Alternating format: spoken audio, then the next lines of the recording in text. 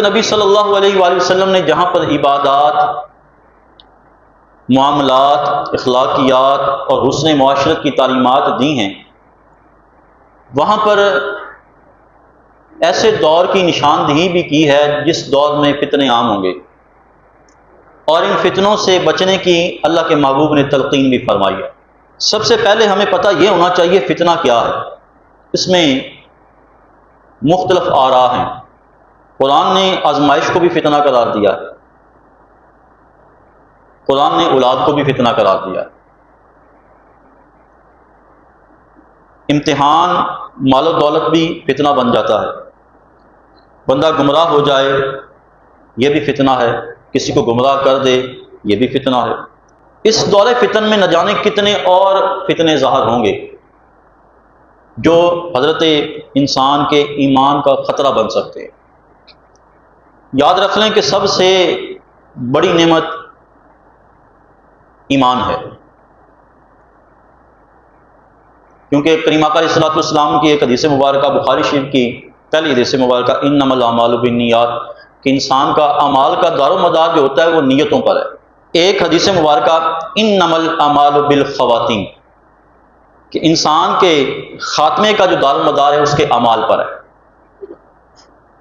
کہ انسان کا خاتمہ کیسے ہوتا ہے۔ اگر اس کا خاتمہ صحیح ہو جاتا ہے تو اس کے لیے مبارک اور خوشخبری ہے، اور اگر خاتمہ صحیح نہیں ہوتا، چاہے وہ کلمہ گو ہے لیکن آخر میں ایسے اعمال کرتا ہے، کسی فتنے میں مبتلا ہو جاتا ہے، جتنا پر فتن دور جا رہا ہے اس میں سے کسی فتنے میں مبتلا ہو گیا، یہاں تک کہ اس کے پاس مال و دولت ہے، اولاد ہے، لیکن ان کا استعمال اللہ اور اس کے رسول کے احکام کے خلاف کیا تو پھر یہ بھی فتنہ ہے۔ تو سب سے اہم چیز انسان کا ایمان ہے کہ بندہ اپنے ایمان کی حفاظت کرے۔ اصل میں ایمان اور اسلام ایک ہی چیز ہے، فرق یہ ہے کہ ایمان دل کی حالت کو کہتے ہیں کہ بندہ دل سے اس بات کو تسلیم کرتا ہے، اور اسلام نماز، روزہ، حج، زکوٰۃ، ان پر یقین لانے کو، ان پر عمل کرنے کو، اور ایمان اللہ پر یقین لانا، اللہ کی وحدانیت پر، اس کے رسولوں پر، یوم آخرت پر، فرشتوں پر، کتابوں پر، اس کو دل سے تسلیم کرنا، دل سے مان لینا، اس کو ایمان کہا جاتا ہے۔ اور یہ تعلیم جو ہے صحابہ کرام کو جبریل امین نے آ کر انسانی شکل میں حضور کی بارگاہ میں آ کر دی ہے، اور آ کر سوال کیا یا رسول اللہ بتائیں اسلام کیا ہے، ایمان کیا ہے اور احسان کیا ہے۔ تو حضور علیہ الصلوۃ والسلام نے اس کی وضاحت فرمایا کہ اسلام تو یہ ہے کہ بندہ نماز، روزہ، حج، زکوٰۃ اس کو قائم کرے۔ ایمان کیا ہے؟ ایمان یہ ہے کہ بندہ اللہ کی وحدانیت پر، اس کے رسولوں پر، فرشتوں پر، یوم آخرت پر ایمان لانا، اس کو ماننا، تسلیم کرنا۔ احسان حضور علیہ الصلوۃ والسلام نے فرمایا کہ تو اللہ کی عبادت ایسے کر کہ گویا تو رب کو دیکھ رہا ہے، یعنی بندے کی عبادت اس انداز سے ہونی چاہیے کہ بندہ عبادت کرے کہ میں رب کو دیکھ رہا ہوں، اس کی پوری توجہ اللہ کی بارگاہ کی طرف ہو، یقین کے ساتھ عبادت کرے کہ یہ میری عبادت اللہ کی بارگاہ میں قبول ہو۔ دعا بھی مانگے تو اس یقین کے ساتھ کہ یہ جو میں دعا مانگ رہا ہوں میرا رب اس کو قبول فرمائے۔ بے توجہی کے ساتھ عبادت نہ کرے کہ بندے کا دھیان کہیں اور عبادت کر رہا ہو، دعا مانگ رہا ہو لیکن جو ہے اس میں عاجزی نہ ہو، انکساری نہ ہو، یقین نہ ہو، توجہ نہ ہو۔ جو بندہ عاجزی، انکساری، توجہ کے ساتھ، یقین کامل کے ساتھ عبادت کرتا ہے، نماز پڑھتا ہے یا دعا مانگتا ہے، اللہ رب العالمین اس کی عبادت اور دعا کو قبول فرماتا ہے۔ تو اس میں لاپرواہی نہ ہو، توجہ کے ساتھ کہ میں رب کو دیکھ رہا ہوں۔ اور دوسرا جملہ میرے محبوب علیہ السلام نے ارشاد فرمایا اگر ایسے تو عبادت نہیں کر سکتا تو پھر اس طرح عبادت کر کے گویا رب تجھے دیکھ رہا ہے۔ اور بندے کی جب یہ یقین ہو جاتا ہے نا، بندے کی عبادت کی کیفیت بدل جاتی ہے، اس کی دعاؤں کی کیفیت، اس کی عبادت کی کیفیت بدل جاتی ہے۔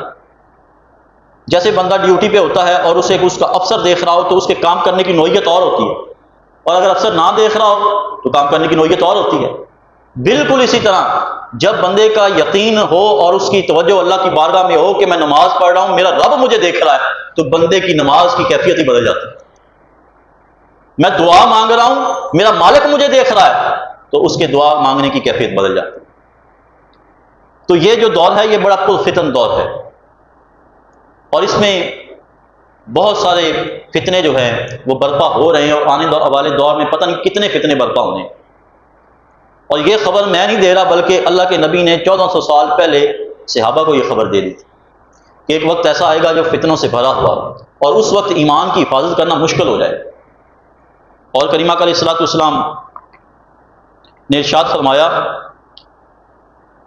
حضرت عبداللہ بن مسعود اس کو روایت فرماتے ہیں کہ ان قریب لوگوں پر ایسا زمانہ آئے گا جس میں تنہائی کو اختیار کرنا ضروری ہو جائے گا،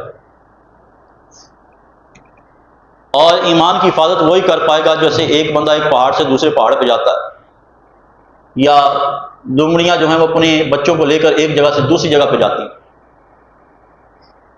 تو جو تنہائی کو اختیار کرے گا، مطلب یہ ہوا کہ جو بندہ اپنے ایمان کی حفاظت کرے گا وہی بچ پائے گا۔ اتنا پرفتن دور آئے گا، اور یہ خبر حضور علیہ الصلوۃ والسلام نے پہلے عطا کر دی، اور ہمیں اس دور میں بھی نظر آتا ہے کہ کتنے فتنے برپا ہوتے ہیں،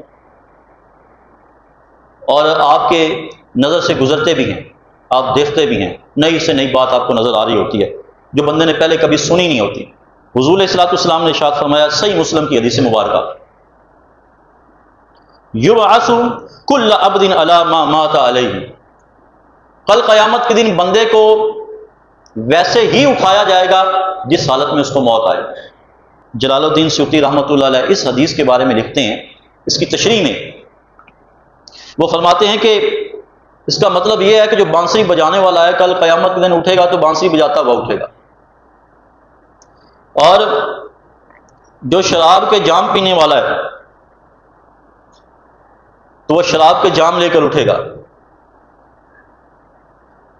جو جس غلط کام میں ملوث ہوگا اس کو اس حالت میں اٹھایا جائے گا۔ یہاں تک امام سیوطی رحمۃ اللہ علیہ فرماتے ہیں کہ اگر مؤذن ہے، مسجد میں 5 وقت کی اذان دیا کرتا تھا، کل قیامت کے دن اس کو اٹھایا جائے گا تو وہ اذان دیتا ہوا اٹھے گا۔ مطلب یہ ہوا کہ اللہ رب العالمین کے محبوب نے یہ بات واضح کر دی کہ اپنی روزمرہ زندگی کو اس طرح گزارو کہ بندے کا جب خاتمہ ہو تو خاتمہ ایمان پہ ہو۔ یہ ایمان بڑی ہی اہم چیز ہے، ایمان نہیں ہے تو کچھ بھی نہیں ہے۔ اگر ایمان نہ رہا تو انسان کے جو بندہ مرتد ہو جاتا ہے نا، مرتد ہو جاتا ہے، اللہ کے رسول صلی اللہ علیہ وسلم نے حکم دیا اس کو پھانسی دے دو، سزائے موت دو۔ مرتد ہونے کا یہ حکم ہے، یا اس کو جیلا وطن کر دو، وطن سے ہی نکال دو۔ گویا کہ وہ پہلے ایمان والا تھا، اسلام سے پھر گیا، چاہے پہلے اس کی جتنی بھی باتیں تھیں، اس کی نمازیں تھیں، اس کے اللہ کی بارگاہ میں جو ہے وہ دعائیں تھیں، اس کی راز و نیاز تھے اللہ کے ساتھ، جتنا بھی وہ اللہ کے قریب تھا، مرتد ہو گیا تو اس کے لیے حکم کیا ہوا؟ اس کو وطن سے نکال یا اس کو سزائے موت دو۔ تو یہ ایمان اہم چیز ہے، اور اس پرفتن دور میں سب سے اہم چیز ایمان کی حفاظت کرنا، کہ جتنی ہم اپنی چیزوں کی حفاظت کرتے ہیں، آیا کہ اپنی ایمان کی بھی اتنی حفاظت کرتے ہیں؟ اپنے گھر کی حفاظت کرتے ہیں، گاڑی کی حفاظت کرتے ہیں، اپنی سواری کی حفاظت کرتے ہیں، اپنے کپڑوں کی، دیگر مال و دولت کی، جو بھی بندے کے پاس جو اس سے منسلک ہے، بندہ جتنی ان کی حفاظت کرتا ہے، کیا ایمان کی بھی اتنی حفاظت کرتا ہے؟ حالانکہ ان سب سے قیمتی کیا ہے؟ ایمان۔ ان ساری چیزوں سے جو اعلیٰ اور قیمتی چیز ہے وہ ایمان ہے۔ ایمان سلامت ہے تو سب کچھ ہے، ایمان نہیں ہے تو کچھ نہیں۔ تو پرفتن دور میں ایک چیز یہ ہے کہ بندہ ایمان کی حفاظت کرنا اس کے لیے مشکل ہو جائے گی۔